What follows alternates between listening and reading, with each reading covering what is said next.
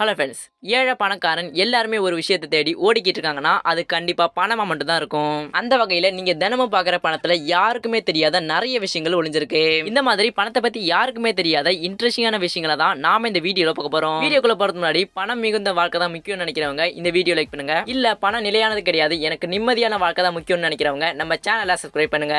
பார்ப்போம் எத்தனை பேர் நிம்மதியான வாழ்க்கையை விரும்புறீங்கன்னு.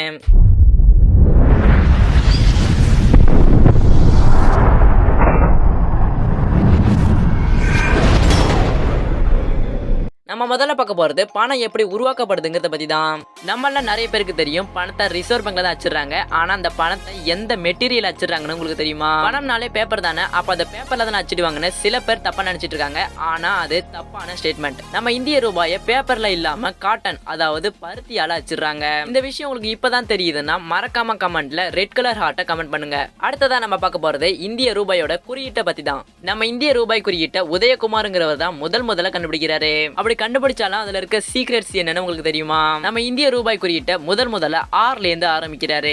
ஆர்ல இருக்கிற இந்த பாகத்தை மட்டும் தனியா எடுத்து அதுல இந்த ரெண்டு கோடை சேர்த்து இந்திய ரூபாய் குறியீட்டை கண்டுபிடிக்கிறாரு. இந்த சின்ன குறியீட்டையும் நமக்கு தெரியாத மிகப்பெரிய விஷயம் ஒளிஞ்சிருக்கு. இந்த ஆர் இருக்கு பாத்தீங்களா, இது வந்து ருபீஸ் குறிக்குது. அதாவது ருபீஸ்க்கு முதல் எழுத்துங்கிறனால இந்த ஆரை யூஸ் பண்ணிருக்காரு.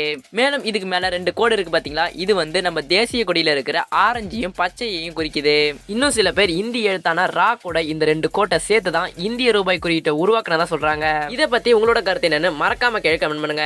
அடுத்ததான் நம்ம ரூபாய் நோட்ல சில இடங்களை காட்டியிருப்பாங்க பாத்தீங்களா, அது எந்தெந்த இடம், மேலும் அது எங்கெங்க இருக்குங்கிறத பத்தி பார்க்கலாம். முதல்ல நம்ம 10 ரூபா நோட்ல இருந்து ஆரம்பிக்கலாம். 10 ரூபா நோட்ல இருக்கிற இந்த இடத்த கோனார்க் சூரியன் கோவில்னு சொல்லுவாங்க. இந்த இடம் இந்தியாவுடைய முக்கியமான தலங்கள்ல ஒன்னாவும் யுனெஸ்கோவோட பாரம்பரிய தலங்கள்ல ஒன்னாவும் விளங்குது. சூரியன் கோயிலா இருக்கிற இந்த இடத்த ஒரு காலத்துல சூரிய கடிகாரமா பயன்படுத்திருக்காங்க. அடுத்ததா 20 ரூபா நோட்ல இருக்கிற இந்த இடத்த பத்தி பார்க்கலாம். 20 ரூபா நோட்ல இருக்கிற இந்த இடத்த தான் எல்லோரா குகைகள்னு சொல்லுவாங்க. இந்த குகையோட கட்டிடக்கலை நம்மள மிகவும் ஆச்சரியப்படுத்துற வகையில இருக்கும். அடுத்தது 50 ரூபா நோட்ல இருக்கிற இந்த இடம் விஜயநகர பேரரசோட மிக பழமையான ஹம்பி என்னும் கோவில். இந்த இடத்த நிறைய பேருக்கு தெரிஞ்சிருக்க வாய்ப்பு இருக்கு. ஏன்னா இந்த இடம் இந்தியாவுடைய ஃபேமஸான இடங்கள்ல ஒண்ணா இருக்குது. அடுத்தது 100 ரூபா நோட்ல இருக்கிற இந்த இடம் குஜராத்தோட பட்டான்ல அமைஞ்சிருக்கிற ராணி கிங் வாவ். இந்த இடம் யுனெஸ்கோவோட பாரம்பரிய தலங்கள்ல ஒன்னாவும் இருக்குது. அடுத்தது 200 ரூபா நோட்ல இருக்கிற இந்த இடம் மத்திய பிரதேசத்துல இருக்கிற சாஞ்சி ஸ்தூபி. இந்த இடமும் யுனெஸ்கோவோட பாரம்பரிய தலங்கள்ல ஒன்னாவும் புத்தரோட சிறந்த நினைவு சின்னங்கள்ல ஒன்னாவும் இருக்குது.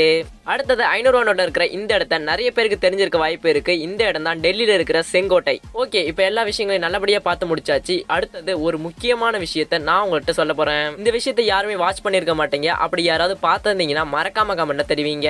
இந்த விஷயத்தை நம்ம தெரிஞ்சதுக்கு முன்னாடி 30 வருஷம் கழிச்சு பணத்தோட மதிப்பு எந்த அளவு இருக்குன்னு நான் ஒரு வீடியோ போட்டிருக்கேன். அதோட எண்ட் ஸ்கிரீனா நான் இந்த வீடியோட கடைசியில கொடுக்குறேன். மறக்காம எல்லாருமே பாருங்க. அது எல்லாருமே தெரிஞ்சுக்க வேண்டிய விஷயம். அந்த வீடியோ நான் இப்ப சொல்ல போற விஷயமும் உங்களுக்கு பிடிச்சிருந்தா மறக்காம லைக் பண்ணுங்க, ஷேர் பண்ணுங்க. அப்படியே நம்ம சேனலையும் சப்ஸ்கிரைப் பண்ணுங்க. எப்பவுமே ஒரு நோட் அடிக்கிறாங்கன்னா அந்த நோட்டோட இந்த கார்னர்லயோ அல்லது இந்த கார்னர்லயோ அந்த நோட்டோட மதிப்பை போட்டு பக்கத்துல ஆர்பிஐன்னு வரிசையா எழுதிருப்பாங்க. இப்போ உதாரணத்துக்கு 10 ரூபா நோட்டா இருந்தா 10 ரூபா ஆர்பிஐ 10 ரூபா ஆர்பிஐன்னு வரிசையா எழுதிருப்பாங்க.